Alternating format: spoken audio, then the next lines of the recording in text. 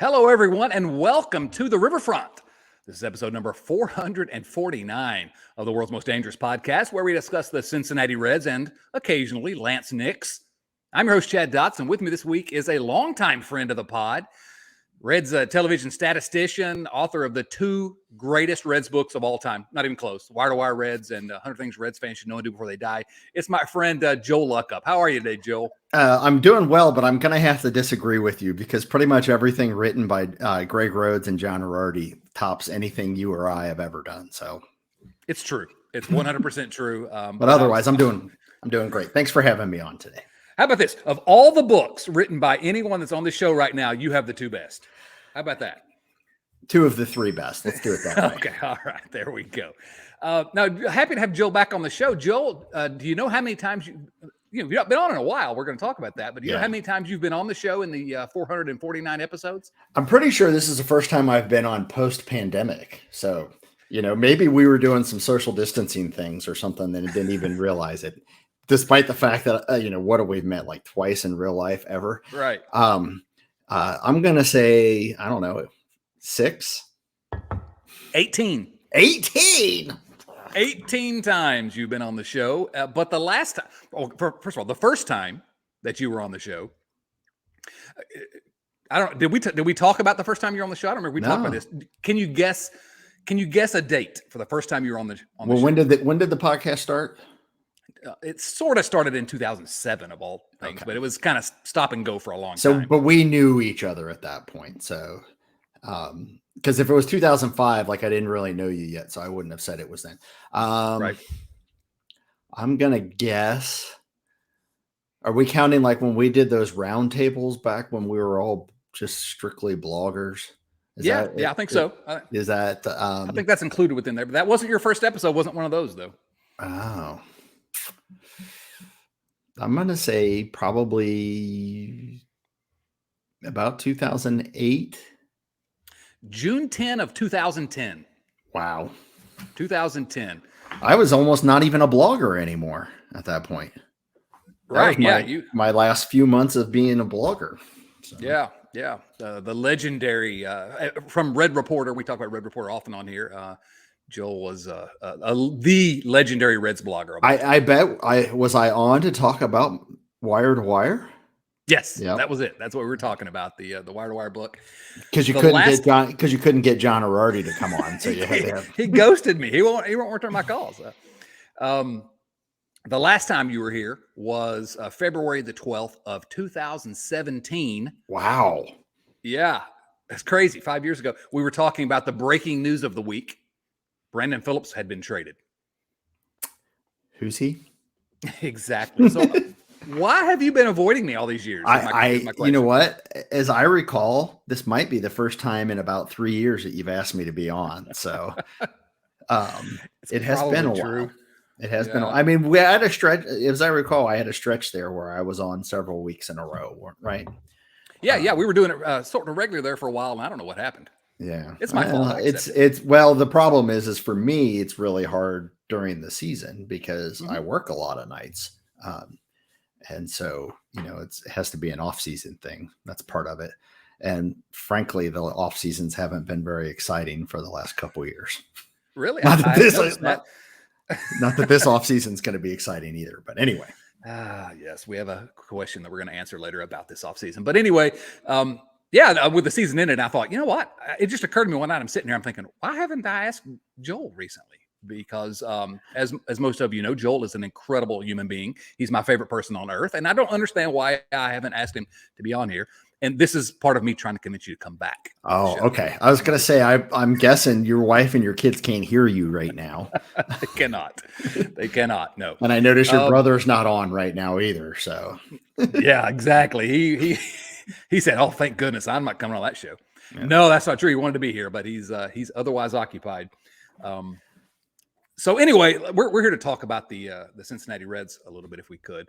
Before I go any further, if you're watching on YouTube, smash that subscribe button, hit the like button, whatever. You want to hear me talking to you every week. So, and wherever you find podcasts, Apple, Spotify, Google, wherever you find your podcast, subscribe. We're there.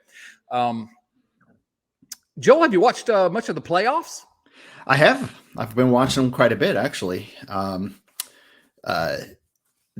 find the new format interesting. I'm not sure if I like it yet. I do like the extra postseason games. I'll say this much. So I watch it a lot with my son, who is 16, and he and I were having a conversation the other day, and he was just like, "Man, I wish the Reds were there." And I said, "I know what you mean." He's like, "I don't care wherever I live. The next time they make it, I'm buying tickets."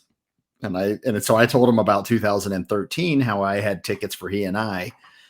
He has, well, so in 2012 he was 6, and probably could have gone to the games, but and I had tickets, but I ended up not taking him.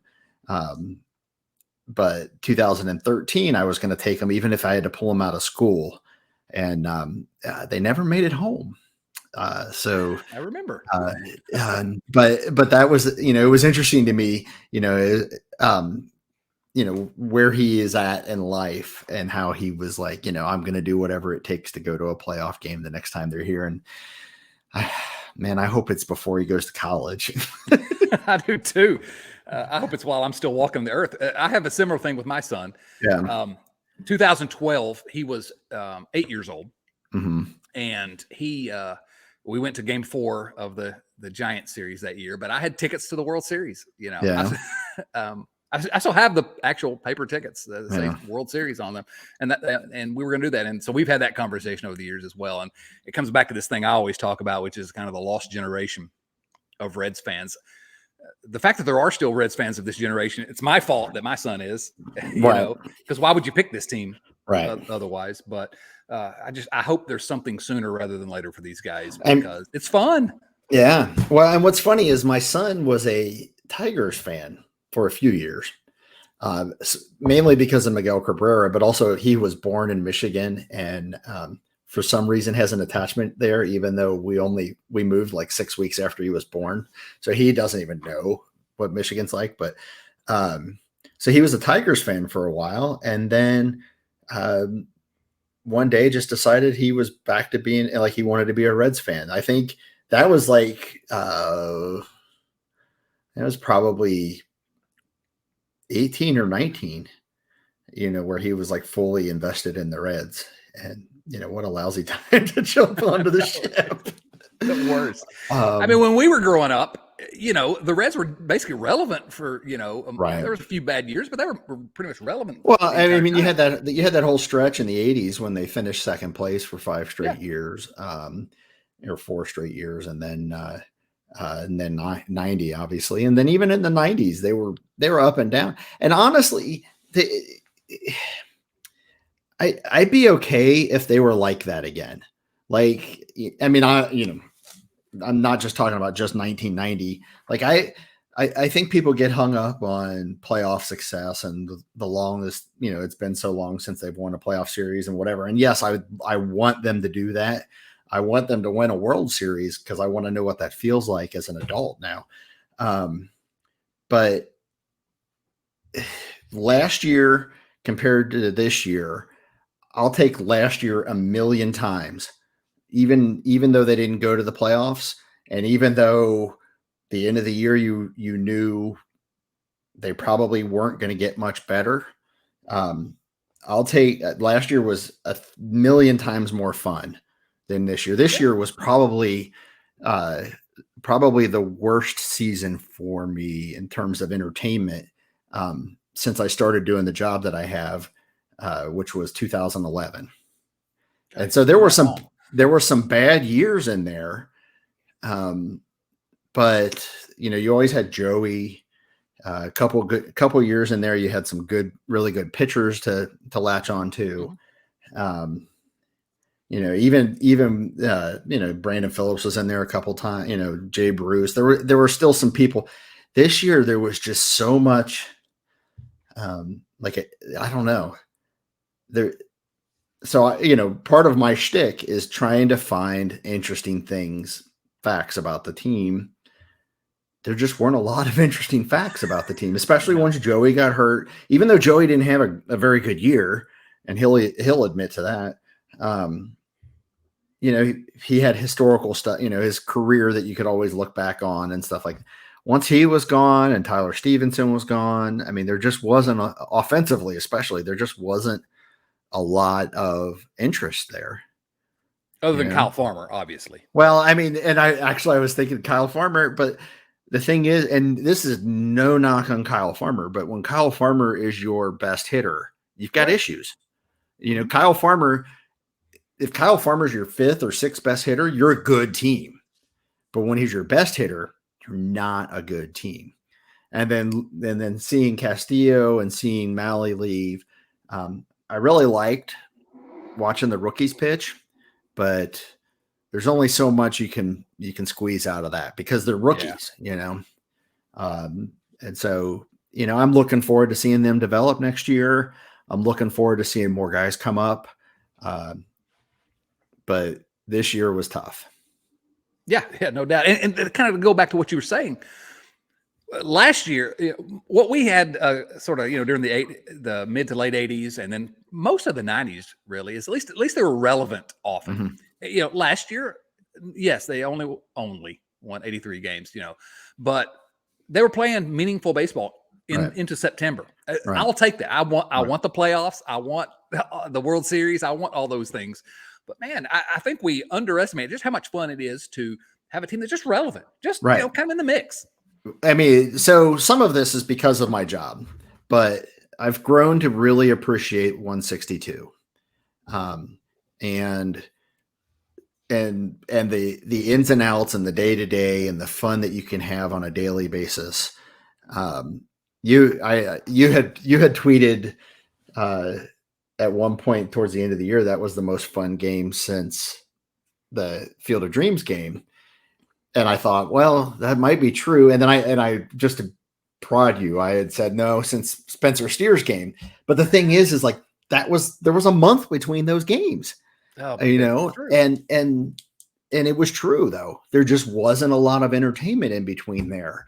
And I don't, the last month of the season wasn't very good last year. But everything up till that point they were a really fun team to watch. Yeah. And I'll take that. If you could, I keep thinking, and I hate this because I feel like some of the things that Cleveland's front office has done is the antithesis of what you want from as a fan. But I think about, their run over the last, 2 decades of they've had a couple bad years in there. They've had some bad years and they've had some really good years. And obviously they went to a World Series. I would take that in a heartbeat. Oh, easy. I would take a team that is competitive on the regular, and that doesn't necessarily mean that they go to the playoffs every year. Although I'd love to see our team go to the playoffs every year. It doesn't necessarily mean that you don't have a terrible year here or there. It just means that having hope for the next season. And for all of Jim Bowden's faults, most of the time when he was general manager, you almost always had a little bit of hope for the next season. Yeah. No, it's absolutely right. That's the part that really bothers me the most about all this is that for the majority of the last decade here, we really there's very little reason for hope. So again, we're kind of wishing and hoping, and I don't know that I see anything getting much better in the very near future, but we'll get into that a little bit. But okay. I'm like you. I just want a team that I don't need the playoffs. I would love the playoffs every year. I'm just like you, but just be relevant because it's so much more fun. Last year's team, the way I described them a couple of times, more than once, I guess, in print, was that they were a pretty good team, not a great team, a pretty good team, but a bunch of guys that were easy to root for and, a likable team. Man, and give me that last year's team was one of my favorite teams of the last 20 years, just because they were fun to root for. And there's something to that. This is, for me, it's you have to be there watching it as a job, but you're also a fan. And so there's some real value in just a team that's interesting. Right. Absolutely. And I'm looking forward, like I said, I'm looking forward to the young guys coming up. I know you kind of like to prod at the whole idea of a haul. I appreciate, like, I do not like that the Reds got to that point of feeling like they had to trade these guys. Well, we can debate whether or not they had to, but feeling like they had to trade those guys. They, at least on paper, did way better this time than they did in 2015. Absolutely true. And I don't want to go through this every 5 years. I don't want to go through this ever again if we can avoid it. But I appreciate that this time it feels like at least people outside of the organization are optimistic, which is different than it was in 2015, which was a lot of the organization trying to convince everybody that they did well. But not a lot of people outside of the organization said, "Oh, yeah, they did really well." Which you know, so right. No, it's true, and I've sort of tried to make that distinction, which is that yes, without question, I think Nick Crawl and the Hall that I've mocked a little bit because I fundamentally disagree with the idea that they had to do this, that they try to convince us that they had to do this, and we're not going to get into that. But if they did have to do it, or just the fact that they decided to do it, at least they did it well. No question about it. And it gives us as fans reason for hope. Now, I've also cautioned, though, against having, I keep using the term blind faith, because why you would trust this current leadership to do anything. I hope they do. I hope they have turned the corner and they're going to execute this, whatever plan they've got. I don't trust them to do it, but I will agree that there is real reason to hope because, they did execute this first part of the quote unquote plan. And we're here talking about them every week. So I need that hope. I need that hope to draw my interest every week because I'm doing this and listeners as well. Right.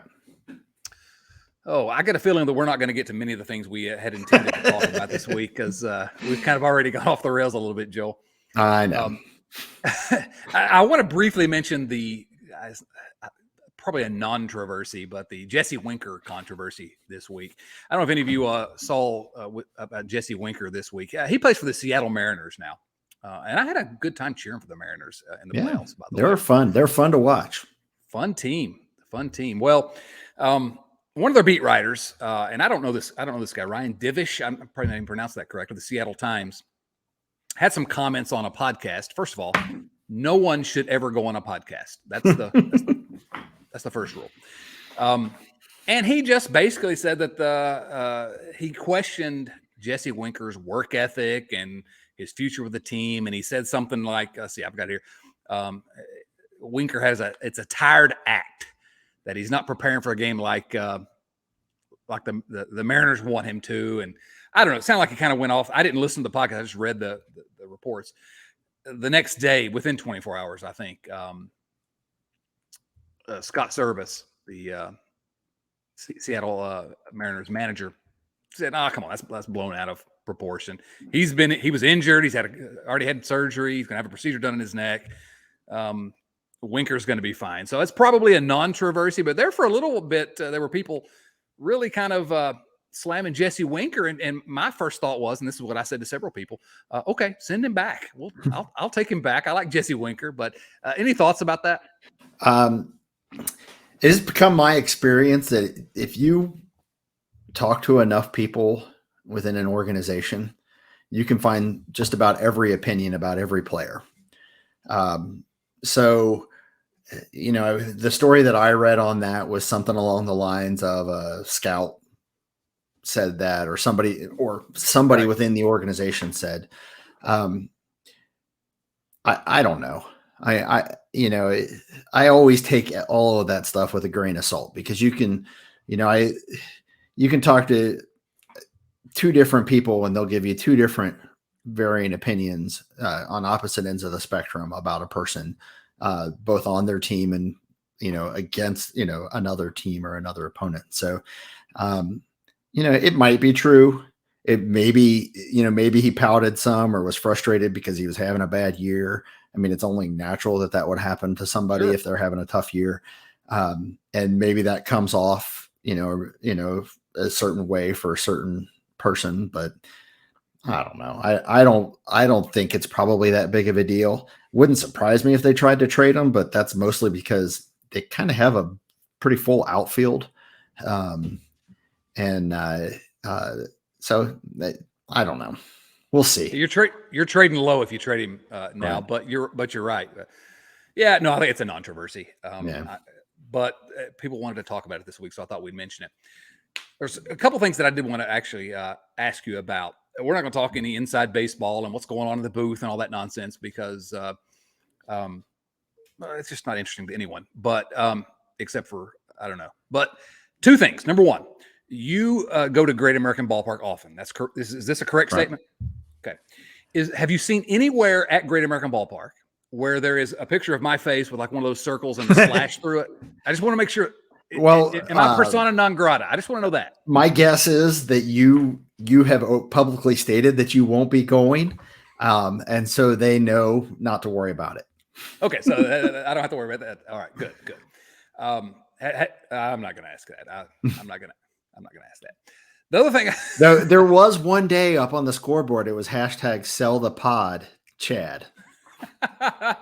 Yes, right, exactly. Oh, that's funny. The thing I did want to ask about, and this is not really inside baseball, but it's something that I think the tweet that you mentioned earlier was what I was referencing was a day that Joey Votto was in the booth. And that guy is just a natural. And it was delightful every time he came in the booth. And do you have any thoughts just on him coming in there and kind of blowing everybody away? Yeah. I mean, I was really surprised at how comfortable he was sitting in the booth. And it's interesting.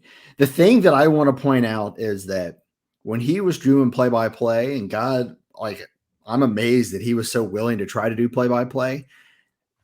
Appreciate the difference you hear between people who do play-by-play for a living.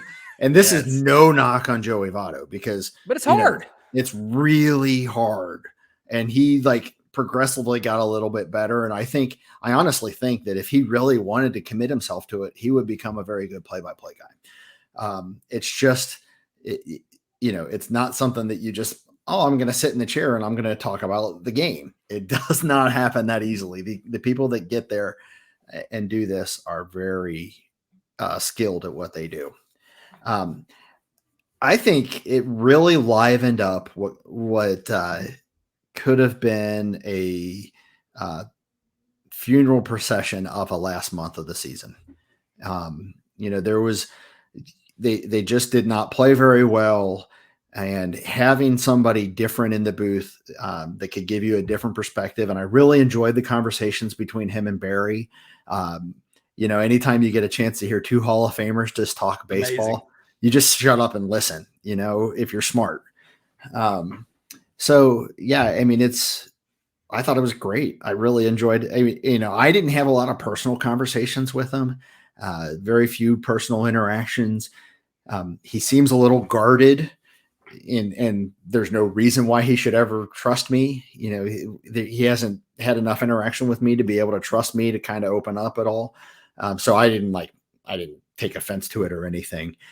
But he was particularly the last time he was on, the day you tweeted that was, he was funny. He was really funny that day, and it made a lot of jokes and, ribbed me a little bit because I think I gave him some wrong information, but it was on the spur of the moment, to be fair, to defend myself.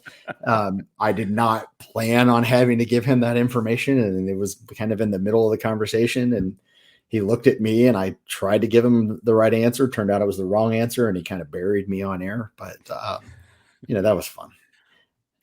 Yeah. But what you just mentioned is two things. First of all, the interaction between him and Barry was, they're talking about, hitting and how do you approach. I mean, it's just, I'm like, right. Whoa, when do you get to hear anything like this from two of the best hitters literally in the history of the baseball?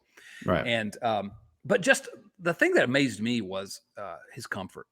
Because lots of former players go into lots of booths and are not as good as he was.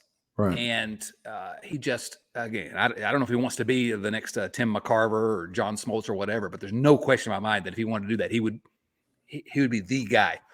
And I'm like you. I think he could do play-by-play if he wanted to as well. But Right. But just as a color commentator, I mean, he's just amazing. And some of that's because I'm just desperately in love with Joseph Daniel Votto, but for many reasons. But it just blew me away. Right, and it's the thing that I've grown to appreciate is the amount of insight that the great players have, and how they can really break things down because they've thought about this stuff in great detail, a lot more. Like, I feel like I've thought about baseball a lot in my life, but it's not possible for me to think of it from the perspective that they think of it from, just because I haven't been on the field and I haven't been in those situations. And to have somebody who's like live in today's game, I mean, Barry off air has talked about before, like, yeah, I can talk about the game, but things have changed enough to where I can't talk about every detail. I can kind of describe them, but I wasn't there. And then having Joey in the booth, who's, either seen this pitcher recently or just knows kind of like the strategy that players are going through right now, it's just very much a different and intriguing perspective for me. Yeah, no. And I'll, my interaction, I've only had one interaction with him when I interviewed him for a piece that I wrote for Cincinnati Magazine earlier this year. And same thing, very guarded, but I don't know. He's more thoughtful than any other player I've spoken to, and it comes across when he's in the booth. It's just that, man, this guy really thinks hard about what he's doing, and Right. which we think you're right. We think about baseball a lot and write about baseball and talk about baseball a lot, but it's different when you're the guy that has to step in that batter's box and really has to try to maximize your ability to play this game. Right. It's just a whole different level, and he was able to convey that in the booth, which is amazing. Yeah, sabermetrics is a very good theory, but when you have to put it into practice, you have to, the theory goes out the window. You got to have your own strategy. Absolutely. All right. Quickly, let's run through some of the other news, quote unquote news this week. The Reds lost 3 catchers on waivers. Okay. Can you name the 3 catchers? I'm not going to ask you. What did they have? 7 catchers this year? Like, they still got a bunch left, right? I guess. They have one good one. Yeah. Who hopefully is recovering well. 4 Cincinnati. Now we talk about reasons for hope. 4 Cincinnati Reds pitchers make Major League Baseball's all-rookie team. Now, that's a good thing. Yes. That's a reason for optimism, right? Yes. I think Alexis Diaz gets a couple votes on the Rookie of the Year ballot. Maybe Nick Lodolo, but I'm guessing not. I think Alexis Diaz gets a little more credit for being there all year. Sure, absolutely. Lodolo and Alexis Diaz were named to the first team. And, of course, Hunter Green and Graham Ashcraft named the second team all-rookie. I didn't even know they had 2 all-rookie teams, a first team and a second team. Might as well have 6. Who cares? Who cares? Yeah, really. But anyway, this is kind of a constant theme here, which is, what are our reasons for tuning in going forward? And those are 4 reasons right there. Alexis Diaz that guy's he's better than his brother, clearly, right? Probably. Probably. What I will say is that I suspect that he will at the very least maintain, if not get a little better next year. So a lot of times, rookies, wouldn't be surprised if any of the starters take a step back or maintain. I wouldn't be surprised if Alexis Diaz gets a little better next year, just simply because he's got a year under his belt, and he seems to have a good relationship with his brother that I think will help him grow. Right. And sometimes with the relievers, you worry, well, it's a fluke, there are a few innings. I don't think that's the case with Diaz. I mean, whether he get his as good as his brother or not, he had real talent. This is a guy that can be a centerpiece of that bullpen, and I'm excited to watch him. He's fun to watch. Especially with TJ Antone coming back next year. Yeah, I mean, if TJ Antone can be some semblance of his former self, if he can be healthy, just healthy. Yeah. Well, Lucas Sims too should, hopefully. Yeah. So again, we're looking for reasons to hope. Gold Glove finalists were announced, and no Reds. This is not surprising, but no Reds were named as a finalist for the Gold Glove Award. There was only one player. We talked a little bit off air about who this one player is that maybe deserved a little bit of consideration, but I don't think he played quite enough. He only played 80 games, but Aristides Aquino had an argument, right? I mean, he was legitimately great on defense. Yeah, and I think that if he had played a full season, he probably is in consideration. But this is the process isn't the same as it was when who was Rafael Palmeiro won for playing 28 games at first base. But that's all right. He had a good defensive season. So. Well, he's a better defender than Juan Soto, who was named a finalist. But again, you can't play 150 games if you're hitting 197, and that was Aquino's problem wasn't the defense. Right. All right. We don't talk much about prospects here because who knows if they're going to be any good. But it was interesting that Noelvi Marte, who came over in the Seattle trade, he's the number 2 prospect behind Ellie De La Cruz. They've announced that he's shifting to third base. And he's playing third base in the Arizona Fall League. Of course, the Reds acquired 1,000 shortstops. And so I don't know that there's any kind of analysis we need to make here. But it's interesting that they're going ahead and moving him because he's not that far from the big leagues. Yeah, I think when he got traded, when he was acquired, I think there was a lot of talk that he was going to end up at third base, simply because the guys that were in front of him probably were more likely to stick at shortstop. And in order to get him up here quicker, it'd be, third base seemed like a reasonable position for him.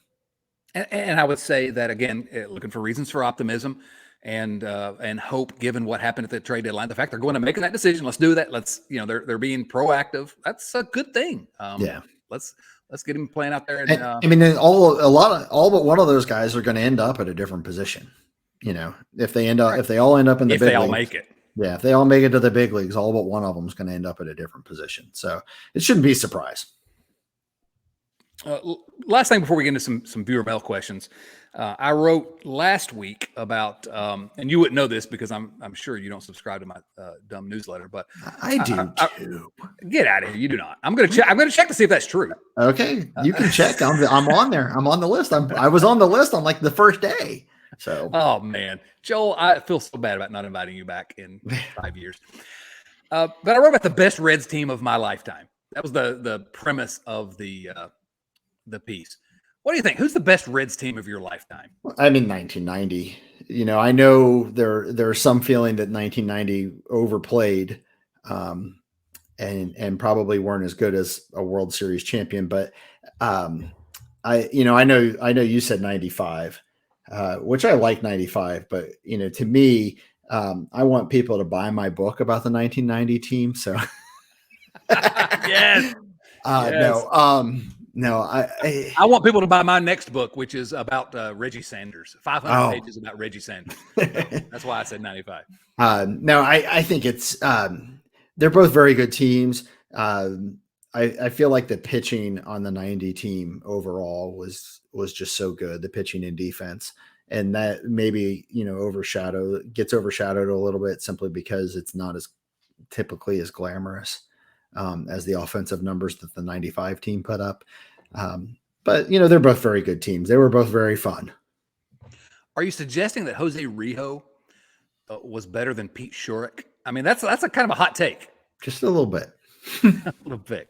Rijo underrated in Reds history, frankly. Inner circle. When you're talking about the best pitcher in Reds history. I mean he's very easily in the top 3 or 4 all time Reds pitchers. Right. It's and we're talking about Bucky Walters. We're talking about Rijo. We're talking about Luis Alberto Bonilla. I think those are the 3. That's the 3 that I thought of. Exactly. What about the Clinchmas team? The 2010 team. That's not the best Reds team, but is that among the most fun Reds team? And was that the first time we met? Was that the first time we met that day, the Clinchmas? Was that the first time we met? I don't remember, but I remember giving you a high five when Jay Bruce hit that home run. Yeah, I'd just come back from the bathroom. Yes, I washed my hands.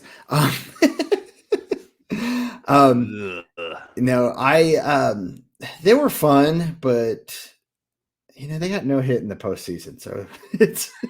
No, they're not the best Reds team, but when we're talking about most fun, I like 12. I actually like the 12 season better than the 10 season. I thought the 12 team was great. And barring a Joey Votto injury and a Johnny Cueto injury, that team, I think, really does some damage in the postseason. But Joey didn't have any power when he came back. And then obviously Cueto only pitched 1 inning or not even 1 inning in the postseason. Right. So. Yeah, and I made the case in my piece that 2012 really has a good argument for being the best Reds team. I mean, I think they were legitimately the best team in the league that year, in the National League. And Sam LeCure was ready in the bullpen. Sammy LeCure. And he still let Latos pitch to Posey. Sam LeCure, who's the all-time leader in runners stranded when he enters the game with the bases loaded, did not come into the game. That is true. I'll trust you. You know who's number 2? You know who's number 2? And this isn't just as a Red. This is all time. Number 2 is Jeff Brantley. Really? And they're both. I believe that way more than I believe Sam LeCure. Sam LeCure, it's something like he came in. I don't have the numbers in front of me, so I might mess it up. But he came in with the bases loaded 18 times in his career, and I think he allowed like 2 or 1 runner to score in any of those games. I remember that discussion when he was here, but I didn't realize it was that good. Yeah, it was really good. So I've talked it over with both of them, like in the same room before. It's kind of funny. That's wild. Was Matt Latos wasn't on that list? No, Matt Latos wasn't a reliever, so no. Matt Latos.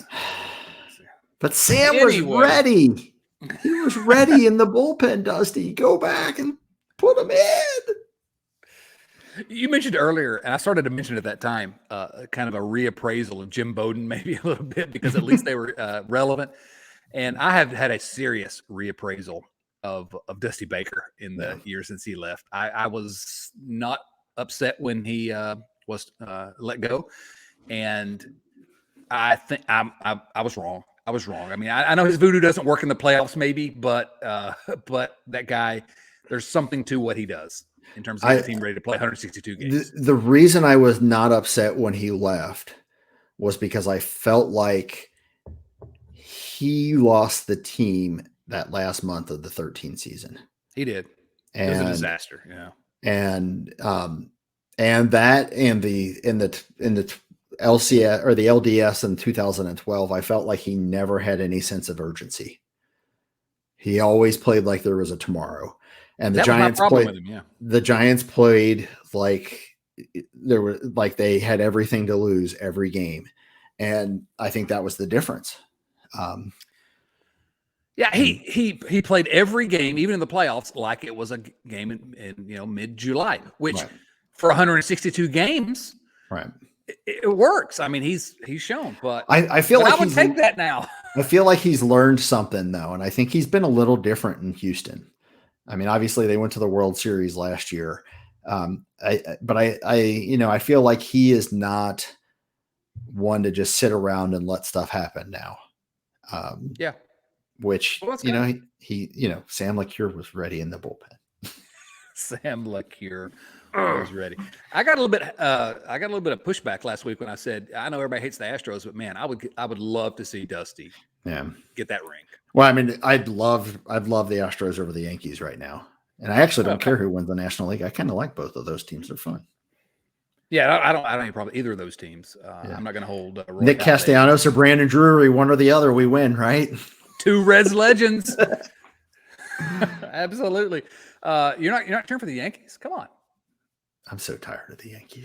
I thought you loved Judges. I don't understand what's going on here. Aaron Judge is fun. I don't know. I kind of got turned off on the when Bob Costas was calling the Guardians Yankees series, and he kept acting like the Guardians should just be happy to be there. And as a fan of a team that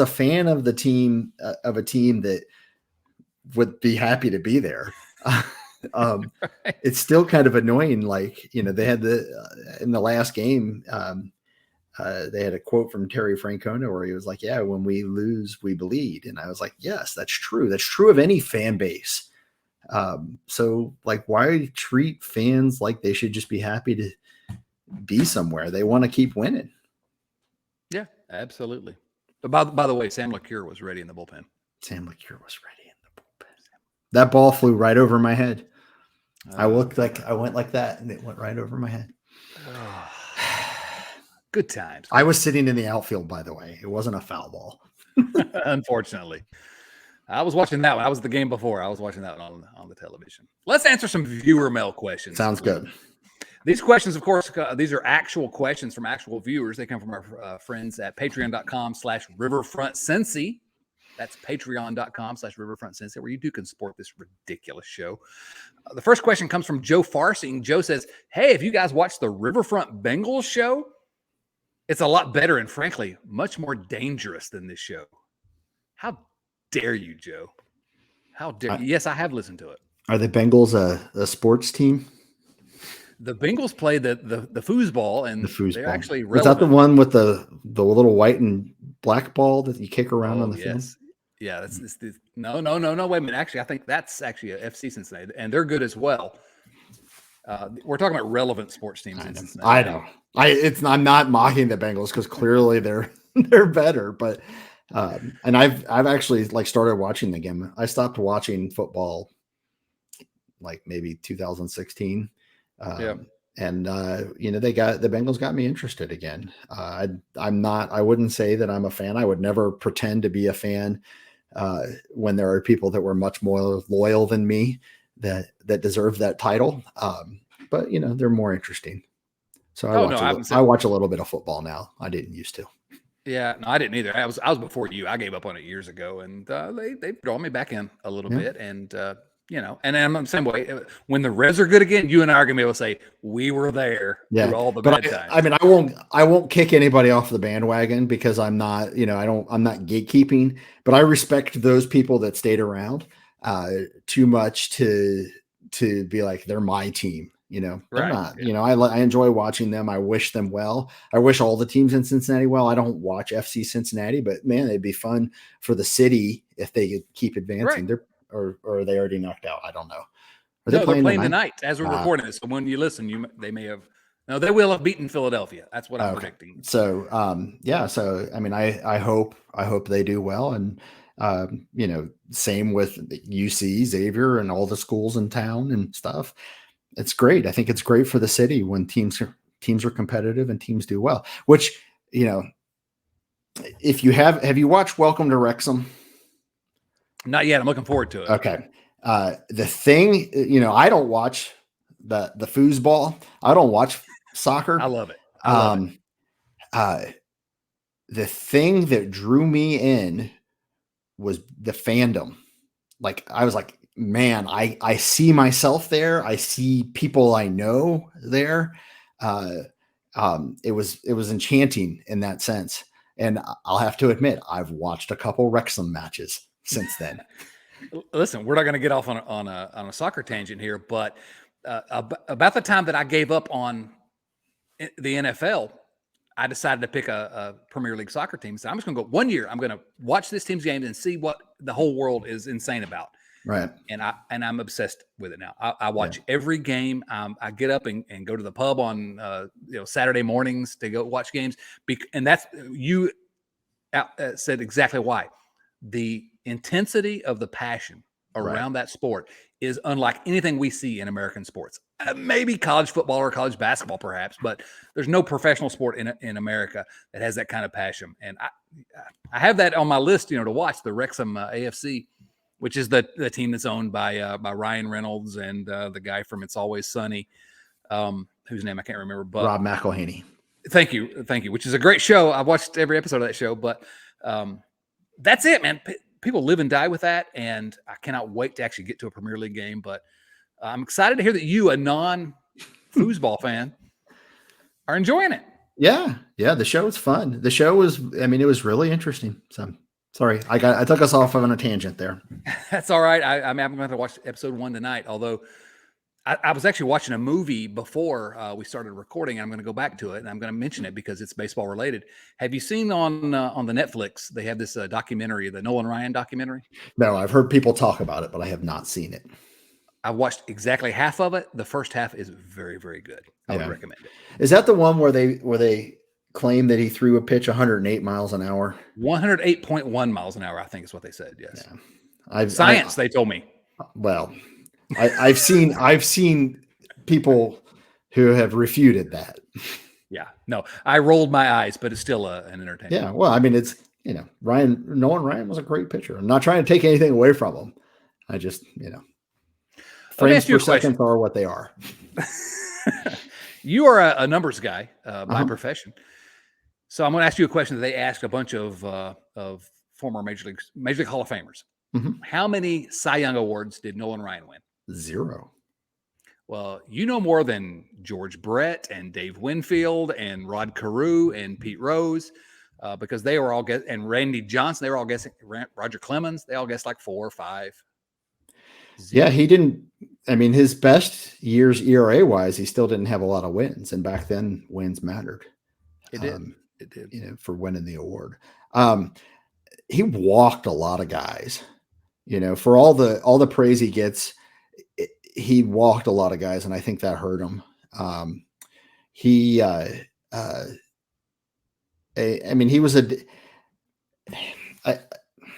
was a great pitcher in his era because he was so different than everybody. Yeah. But the thing is if he pitched in today's era, I mean, everybody does that. Everybody does what he did. And, they all throw 98 with crazy off speed stuff. Not everybody, obviously, but you know what I mean? Right. Right.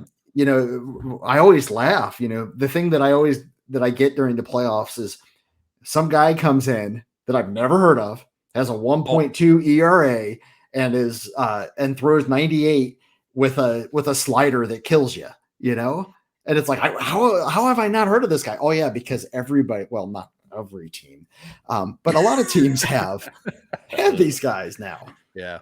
No, I think that throughout the season we're playing, the whatever random team, the Tampa Bay Rays on a Thursday night, and they got some guy that I've literally never heard of that looks like the best pitcher I've ever seen in my life. Right. And it happens like twice a week. It amazes me that anybody hits a baseball anymore. Right. Right. Well, it amazed me when I was 11 because I couldn't hit a baseball even then. Right. So the fact that anybody can hit against these guys. All right. Next question is from our buddy Jerry Saduth. Jerry asked this. This is a small, silly question, he says, but it's the off season, so why not? The Reds acknowledge all of their National League champions and world champions on the dugout rooftops, but do not acknowledge the club's first Major League pennant winner, the 1882 American Association team. Can we request acknowledgement for this team on any and all future billboards produced by the Riverfront? First of all, I don't know how many more billboards there are going to be. We had fun with one that I won't ask Joel to comment on, but it was fun. But the 1882 American Association champs, that was the first year of the Cincinnati Red Stockings, first year in the American Association. They won 80 games, lost 55, finished in first place.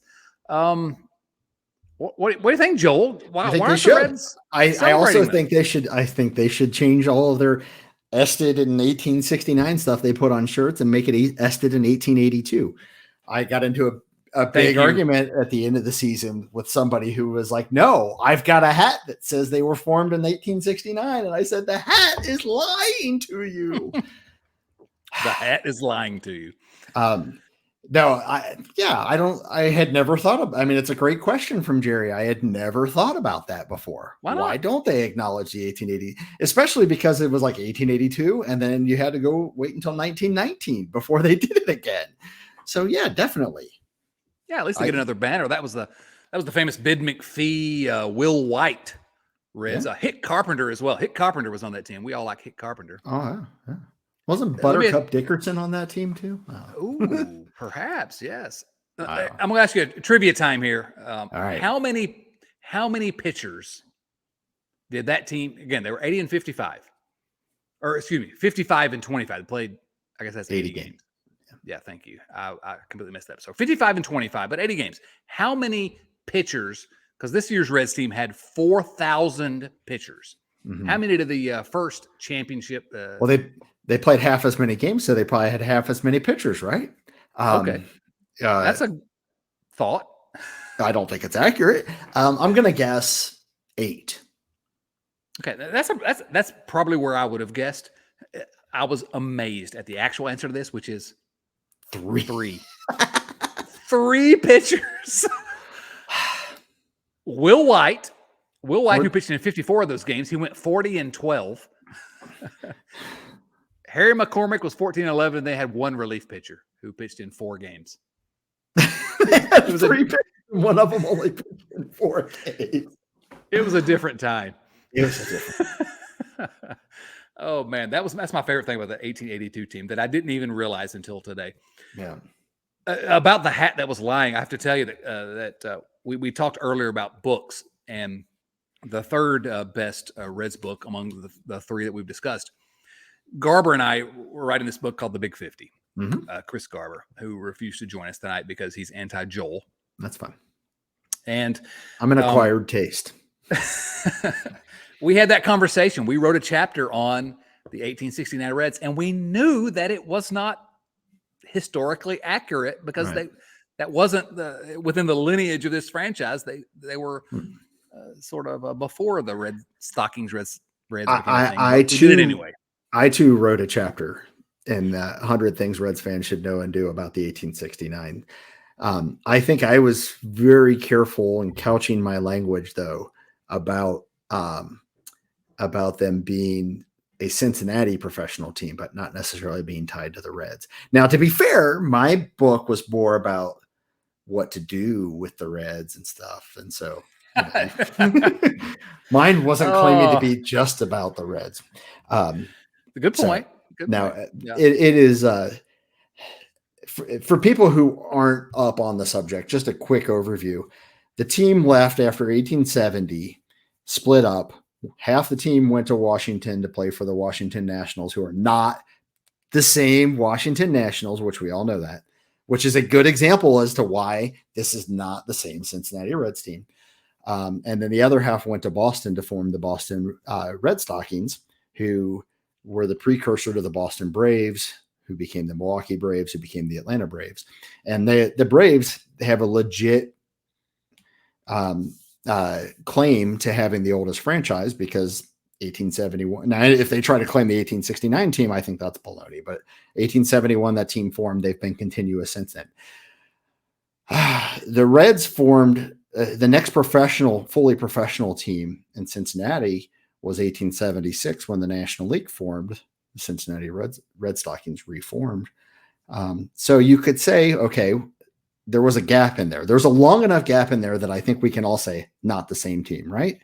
Sure, certainly. And then 1876 to 1880, lots of weird things happened. They got kicked out of the National League. 1881, I don't think they even fielded a team. 1882, they helped form the American Association, which was known as the Beer and Whiskey League, because as you know, Cincinnati is a beer and whiskey kind of town. It is. And so anyway, that is since 1882, there has been a continuous franchise. And that is when the Reds actually they don't acknowledge any numbers before 1882. So why should we acknowledge the 1869 team as part of their franchise? I don't mind them celebrating the 1869 team. They're a Cincinnati thing, but they are not part of the Reds franchise. And the flip side is, why shouldn't they recognize the 1882 team? Yeah. Back to the original question. Absolutely. In fact, I am going to go tape a banner down onto the dugout when the next time I'm at the park. Here's what occurred to me as we were talking here is that you and I could probably talk about nonsense like this forever. I'm not sure anyone wants to listen to it. I know. I love it. We've already blown past the time limit you told me to stick to. So yeah, I know. That's what happens here on the show. So let's get through these last viewer mail questions. Seth Shaner. Seth says, I just finished reading Chad's Ode to the 1995 season. I mentioned my piece about my favorite or the best Reds team of my lifetime. I followed that up this week at my newsletter, chaddotson.substack.com. If you haven't subscribed, you're dead to me. Anyway, his detailed account of the Mets game that turned the season around brought back memories. I was at that game, and my stepdad, who wasn't much of a baseball guy, made us leave in the 8th inning. We were leaving the parking garage when the fireworks went off from a home run and we're up by Kings Island en route to Columbus when the game was won. I never let him hear the end of it, though I did see the Adam Dunn grand slam off Bob Wickman erasing a 7-run deficit in person. Have you ever left a game early and regretted it later? I'll answer this one first. The answer is no, because I have a strict policy of never leaving a game early, and this has been since I became an adult. I don't leave games early, so no, I don't have a story. I don't have one where I regretted it, but it did remind me of I went to opening day in 1990, which wasn't really opening day, the home opener Right. versus San Diego.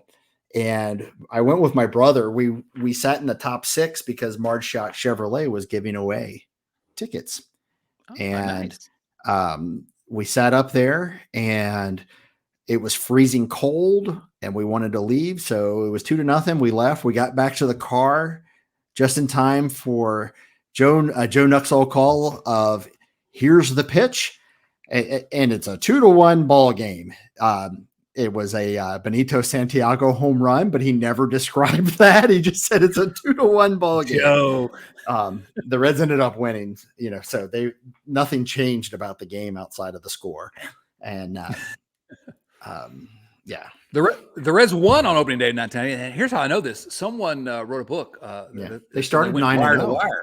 Yeah, they started 9-0, so they had to have won. They had to win the first one to go wire to wire. Yes. I only know that because I read a book about it. Yeah. All right, 2 more questions.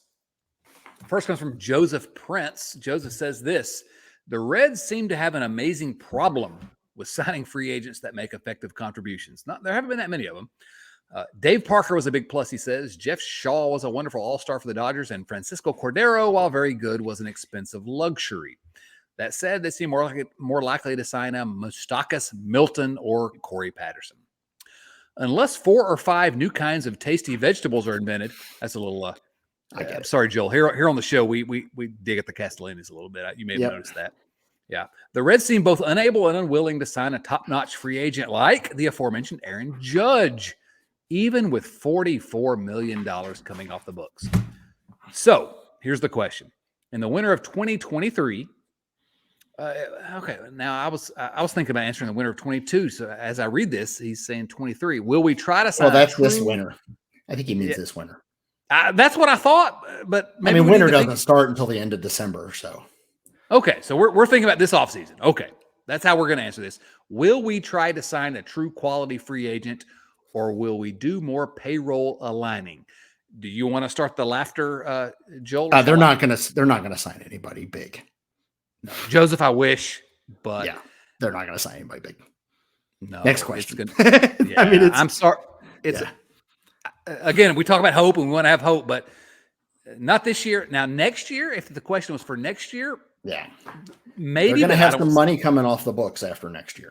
So they have no players. Right. Literally, no one signed past. They've got some buyouts. That's about it that they have to pay. Right. Fingers crossed that everyone, Noelvi Marte and Elliot de la Cruz become superstars in the big leagues by the end of next year, and Hunter Green wins the Cy Young next year, and so they decide to go out and get someone good. Yeah, Jordan Salisbury. All right, gentlemen, I was looking at an article the Bleacher Report posted. Don't do that, Jordan, by the way, but that's okay. Posted last week. They were projecting when non-playoff teams from 2022 will reach the MLB postseason again. That's actually a pretty good article. I didn't read that one, but that's a good subject. They are projecting 2026 for the Reds. What are your thoughts? My thoughts are this is entirely too optimistic. Am I being too much of a pessimist? Probably, Jordan, but I'm not going to argue with you necessarily. What do you think, Joel? 2026? I think 2024 is when they're next competitive. I don't know that they'll go to the postseason then, but I think that's when they're competitive again. That's something that I wrote near the end of the season at the Mothership, the magazine, which is that if they play this right, they legitimately could contend, or at least have a team that's some semblance of contending by 2024. I mean, the pieces and that comes back to what they did at the trade deadline. They have stocked the farm system. So I'm going to say 2025, the Reds are going to win the National League Central. That's what I'm saying here today. I don't know if I'll go that far, but cool. But cool, says Joel. Joel, any final thoughts before we finish this one up? This has been fun. We'll have to do it again in 5 years. I hope that you will commit to coming back sooner than 5 years, because this has been fun. Yep. And maybe this offseason I can get you back on. We can talk a little bit more about that history that we started to do a deep dive on. Sure. All Sounds right. Good. Well, thanks to everyone for listening and for supporting the Riverfront. Please remember, again, subscribe to the show either on YouTube or in your favorite podcast app. You can find us on Twitter, Instagram, Facebook. We're at Riverfront Cincy on all those platforms. And a huge thank you to our supporters at patreon.com/Riverfront Cincy. This show would not be possible without the support of our Patreon family. So feel free to join us in our hijinks. All right, for Joel Luckhaupt, the prodigal son, and Lance Nix, this is Chad Dotson saying, so long, everyone.